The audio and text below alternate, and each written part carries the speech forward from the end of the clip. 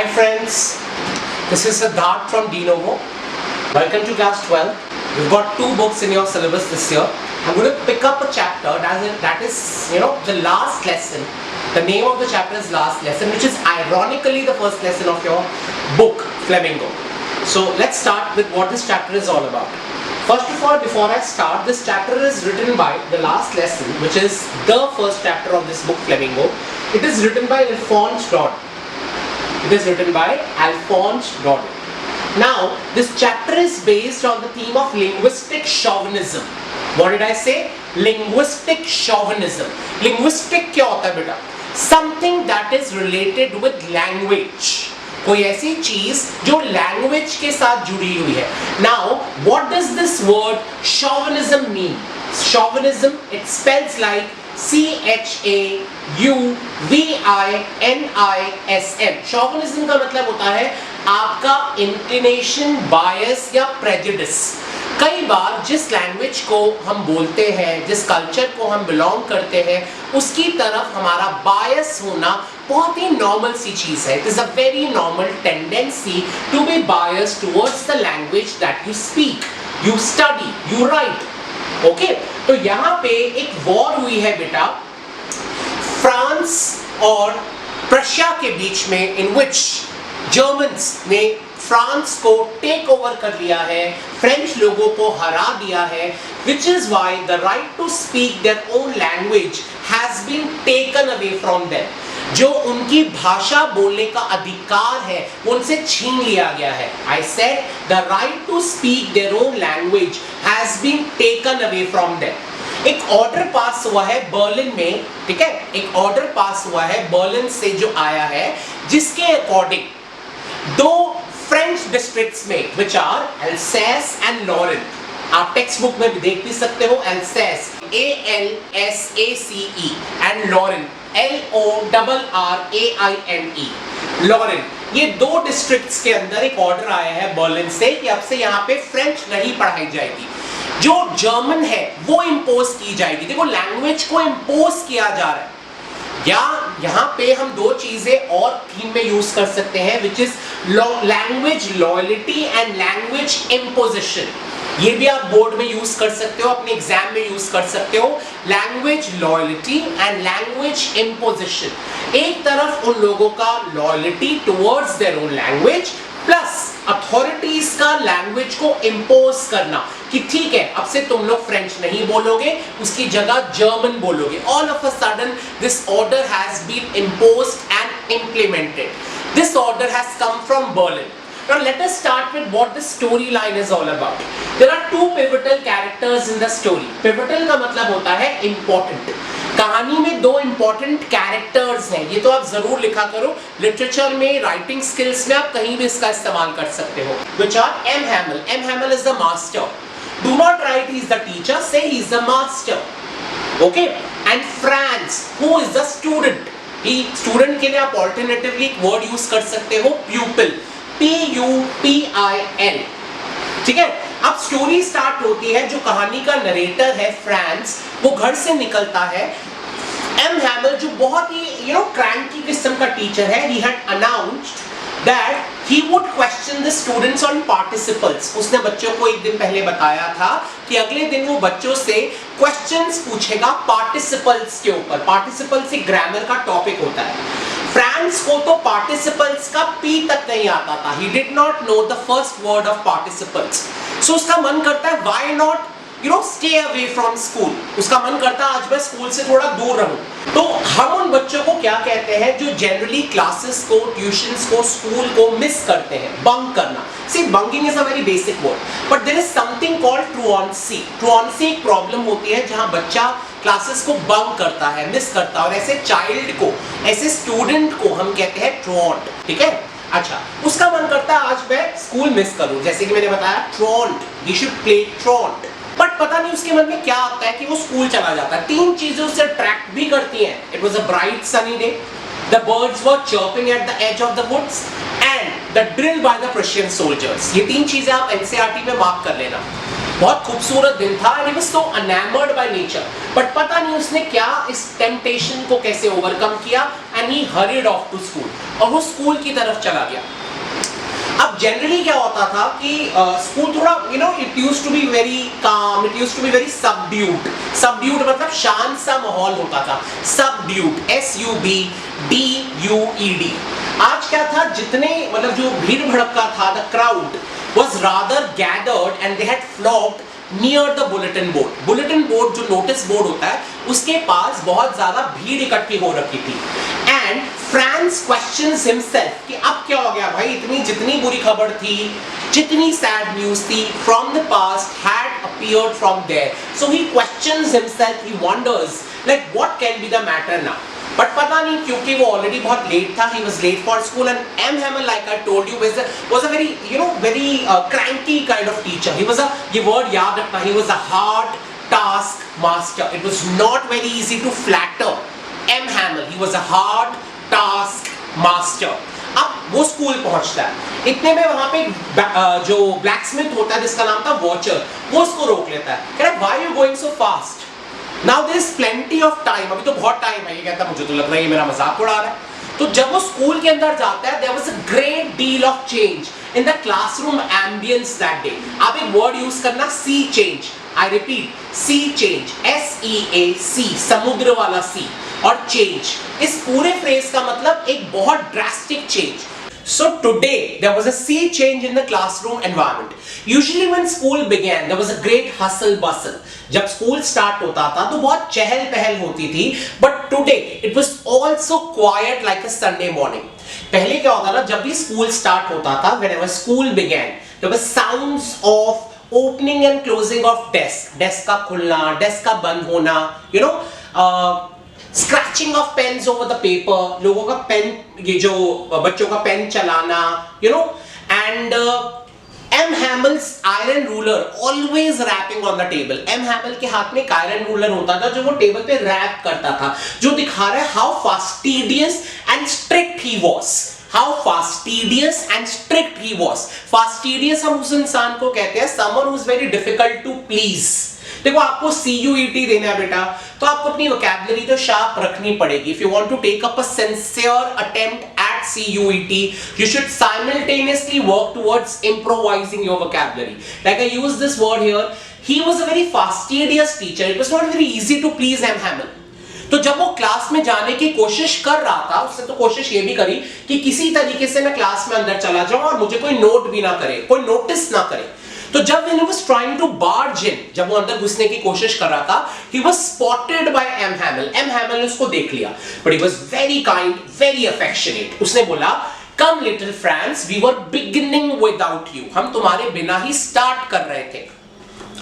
तो वो थोड़ा सा ब्लश करने लग जाता है, क्योंकि इतने सारे बच्चों के बीच में उसको पॉइंट आउट किया जाता है, because he was already very late। अब जब वो क्लास में जाता है, he sees like जैसे मैंने बोला, see change in the classroom environment। see change word तो याद कर लो, see change in the classroom environment। तो जब पहले वो देखता है कि एम हैमल ने अपने वो कपड़े डाले हुए जो वो प्राइस डिस्ट्रीब्यूशन पे, इंस्पेक्शन पे डालता था। जैसे उसने डाला हुआ है एक ग्रीन कोट, एक व्हाइट फ्रिल्ड शर्ट, और साथ में एक सिल्क हैट। एक ग्रीन कोट, एक व्हाइट शर्ट और एक silk hat, all embroidered, black colour की हैट है उसकी। And those were the clothes which he always वोर ऑन इंस्पेक्शन डेज और प्राइस डिस्ट्रीब्यूशन डेज। और पीछे के बेंचेस जो हमेशा खाली रहते थे, the back benches which were always empty, they were occupied by the village elders. And the entire seat, जो स्कूल था, the entire school looked so strange and solemn। इसे NCERT में अंडरलाइन करना, the entire school looked so strange, कितना अजीब लग रहा था स्कूल का एनवायरनमेंट, and solemn। solemn क्या होता है? गंभीर, grave, pensive। grave का मतलब सिर्फ कब्र नहीं होता बेटा, ग्रेव का मतलब इंटेंस या सीरियस भी होता है। स्कूल का वातावरण और जो माहौल था, that was very very pensive, very serious.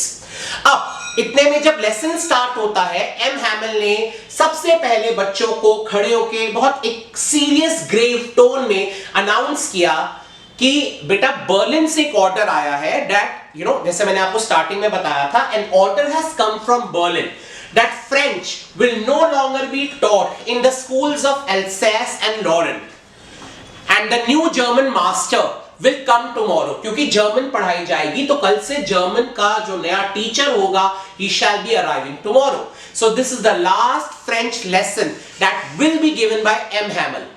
जैसे फ्रांस जो कि कहानी का नरेटर है उसने ये सुना, उसने कहा what a thunder clap these words were to मी.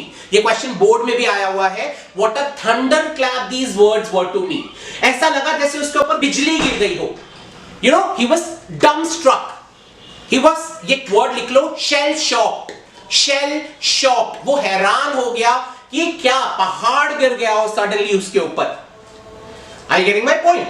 उसके बाद क्या होता है, एम हैमल जैसे कि उसे पता चलता है, अच्छा अब उसे पता चलता है जो back benches which were empty they were occupied by the village elders. Why? Because perhaps they were expressing their gratitude to the teacher who had given 40 years of faithful service to the institution. Plus it was way of thanking their master. एक तो वो thank you कर रहे हैं जिसने 40 साल पढ़ाया. दूसरा, they were feeling sorry themselves because they had never themselves gone to school. खुद ये लोग कभी स्कूल नहीं गए थे. और तीसरा रीजन पीछे बैठने का क्लास में, they were showing respect to their countries that was theirs no more. वो ट्रिब्यूट दे रहे हैं अपने देश को जो अब उनका रह ही नहीं गया, क्योंकि अब जो प्रुशिया है वो टेक ओवर कर लेगा और फ्रेंच डिस्ट्रिक्ट्स में ये लैंग्वेज नहीं पढ़ाई जाएगी अब से फ्रेंच. ओके, उसकी जगह जर्मन पढ़ाई जाएगी. अब आगे क्या होता है, वो फ्रेंच का जो टेस्ट था पार्टिसिपल्स का वो स्टार्ट करता है. पहले तो फ्रांस के मन में यह आता है कि चलो ठीक है यार, मैं आसानी से बोल दूंगा. बट जैसे उसकी बारी आती है, when it was his turn to recite, he jumbled up everything. He got perplexed. वो confused हो गया and he could not deliver. वो deliver नहीं कर पाया.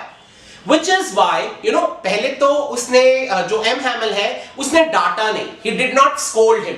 आपने पढ़ा था उसने को डांटा नहीं. He did not scold France for coming late. But आज भी उसने उसको नहीं डांटा for not answering the question. उसने कहा we have all got a great deal to reproach ourselves with. इसे अंडरलाइन करना है, ये क्वेश्चन 2 बार बोर्ड एग्जाम में आ चुका है. We have all got a great deal to reproach ourselves with. Reproach का मतलब होता है blame या criticize. देखो, we cannot put the burden of our failure, and not discharging our responsibilities on anyone else. We are responsible for our own failures and the mistakes that you do. You cannot put someone for fault. You cannot put the blame on somebody and hold someone responsible for your mistakes and failures. The power to accept your failures, your mistakes lies within yourself. You are responsible solely for your own failures and responsibilities, for your own mistakes. So you have to take constructive criticism in your own stride. अब क्या होता है, वो French language के बारे में बताता है. पहले तो वो बच्चों को बताता है कि मेरी ही गलती है, क्योंकि जब जब मुझे फिशिंग के लिए जाना होता था मैं तुम्हें छुट्टी दे देता था, या फिर मैं बच्चों को कहता था जाओ मेरे गार्डन में पानी डाल के आओ. पेरेंट्स को रिस्पॉन्सिबल ठहराता है वो, कि पेरेंट्स हमेशा ज्यादा इंटरेस्टेड रहते थे कि वो बच्चों को भेज सके. कहां भेज सके? फार्म्स में, ताकि वो कुछ इनकम कमा सके. बजाय कि sending them to school, they preferred to send these children to the farm so as to earn a little more income for the household. Parents prefer करते थे कि उनके बच्चे खेतों में जाके काम करें ताकि घर में कुछ इनकम आए, rather than going to schools. अब M Hamel gives a glorified tribute to the French language. एक चीज से दूसरी चीज पे वो स्विच ऑन करके फ्रेंच लैंग्वेज के बारे में बात करना शुरू करता है, and he goes on to give a glorified tribute. He went on and he gave a glorified tribute to the French language. He called it the most logical, clearest and beautiful language in the world. उसने कहा ये सबसे सुंदर, सबसे logical और सबसे clearest language है.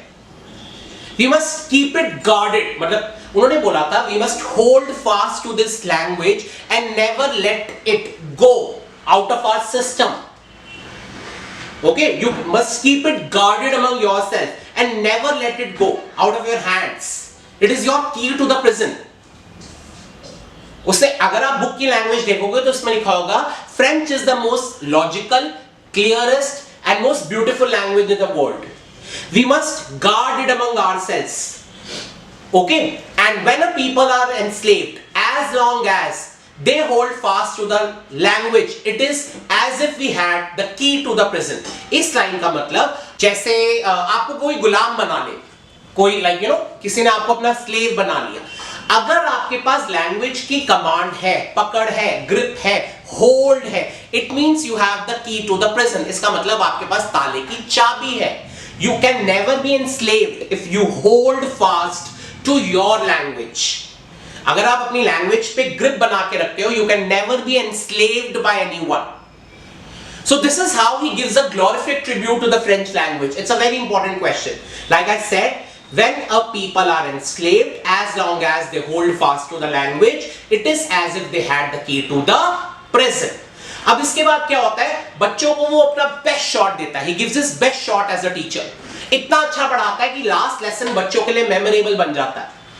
But कोई आवाज नहीं होती. There was pin drop silence. There was utter silence throughout the class, in the class, and not a single child did speak. किसी बच्चे ने आपस में और क्लास के थ्रू आउट बात भी नहीं करी. सिर्फ पेन्स चलने की आवाज आ रही थी और एक बार बीटल्स भी आए, but nobody paid attention to them. France का ध्यान छत पे जाता है तो वहां पे कुछ कबूतर जो थे दे वर कूइंग. फ्रांस बहुत आउट ऑफ शियर एंग्विश, एक पेन में, एक बहुत एप्रीहेंशन के साथ, गुस्से में, out of sarcasm, with sarcasm, heavy sarcasm, वो बोलता है क्या हमें तो उन्होंने बोल दिया कि ठीक है तुम जर्मन में बात करो कल से, बट क्या कबूतरों से भी कहेंगे? Will they make even the pigeons coo in German? So this illuminates his anger and the tone is sarcastic. It shows, it reveals his anger. Clear? उसके बाद क्या होता है, ऊपर से एम हैमल की क्लासरूम जो थी नीचे जहां वो पढ़ा रहा था, उसके ऊपर उसकी सिस्टर ट्रंक्स पैक कर रही थी क्योंकि उनका रूम बिल्कुल ऊपर था. तो वहां पे जब वो ट्रंक्स पैक कर रही थी तो एम हैमल थोड़ा सा इमोशनल हो गया. He got a little sentimental. ठीक है, बहुत अच्छे से उसने पढ़ाया. वहां पे जो विलेजर्स आए हुए थे उन्होंने भी पूरा अटेंटिवली लेसन अटेंड किया. बच्चों के अंदर एक बहुत मिक्स्ड फीलिंग्स थी. जैसे देखो मैं आपके लिए एक वर्ड यूज करता हूं जहां मिक्स्ड फीलिंग्स होती हैं, इसे एग्जाम में यूज मत करना, but for your CUET kind of level आप एम्बीवैलेंट एक वर्ड याद कर लो. जैसे मिक्स्ड फीलिंग्स को कहते हैं एम्बीवैलेंट थॉट्स. एम्बीवैलेंट, तो वो बड़ी मिक्स्ड फीलिंग्स थी उसके अंदर. ठीक है, उसका मन करता है कि मैं मतलब बच्चों का मन करता हम हंसे भी रोए भी. हंसना आ रहा था उनको, जो उनमें एक गांव वाला बैठा हुआ था जिसका नाम था ओल्ड हॉजर, उसके ऊपर हंसना आ रहा था. How his voice was choking. और रोना उसको आ रहा है because they did not want to see M Hamel go so abruptly. अब चर्च की क्लॉक में 12 बजते हैं. एम हैमल बहुत कुछ कहना चाहता है. He want to give his everything. ऐसा लग रहा था जैसे he wanted to deliver everything that he knew at one stroke into the heads of the children. सब कुछ बच्चों के दिमाग में वो डालना चाहता है एक झटके में, एक स्ट्रोक में. बट पता नहीं something choked him, something strangulated him. कहना तो वो बहुत कुछ चाहता था बट वो बोल नहीं पाया. His voice trailed off. He could not utter a word. His voice was trembling with emotions. He felt weak. He felt feeble. He took a piece of chalk and with all his might, पूरी ताकत के साथ उसने बड़ा बड़ा लिख दिया Vive la France, यानी Long live France. उसका पेट्रियोटिज्म दिखा रहा है. कुछ था जो उसको चोक कर रहा था और पूरा उसने जान लगा दी और अपनी जान के साथ with all his might he wrote on the board Vive la France, Long live France, and he made a gesture. और उसने बच्चों को एक इशारा किया. He did not say anything, but he made a gesture. एक इशारा किया. The school is dismissed. You may go. और बच्चों को क्या इशारा किया कि स्कूल जो है वो खत्म हो चुका है. The children may go. ठीक है? This is how, in a rather unique manner, M. Hamel bids farewell to his children. मैं आपको एक फ्रेज भी बताता हूं. अगर हमने लिखना है bid farewell, इसको आप एक अलग तरीके से भी लिख सकते हो. bid adieu. bid adieu. B-I-D. bid space छोड़ो फिर आप लिखो adieu. A-D-I-E-U. bid adieu. ठीक है, आप प्लीज इस वीडियो को लाइक कीजिए, कमेंट्स कीजिए, give your valuable inputs and subscribe to the channel. Thank you.